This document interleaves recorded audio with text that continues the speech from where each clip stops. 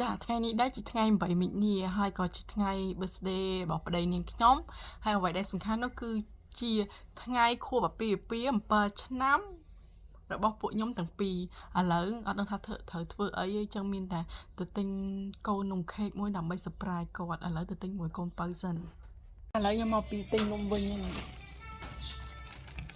ឥឡូវខ្ញុំទិញរួចហើយចាំតែម្ចាស់មកពីធ្វើការវិញដើម្បី surprise គាត់ឥឡូវម្ចាស់ខួបមកហើយគឺទៅ surprise គាត់តែម្ដង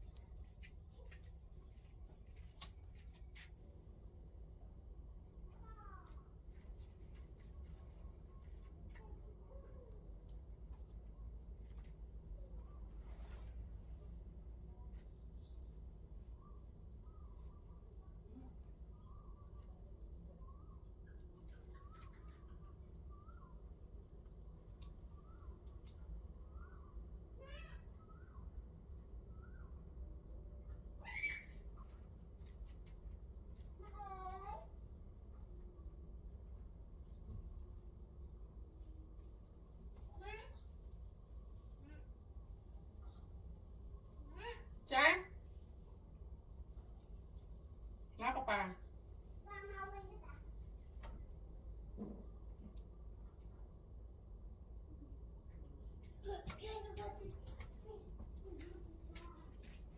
យូពេកខលចូលមកមើលនៅ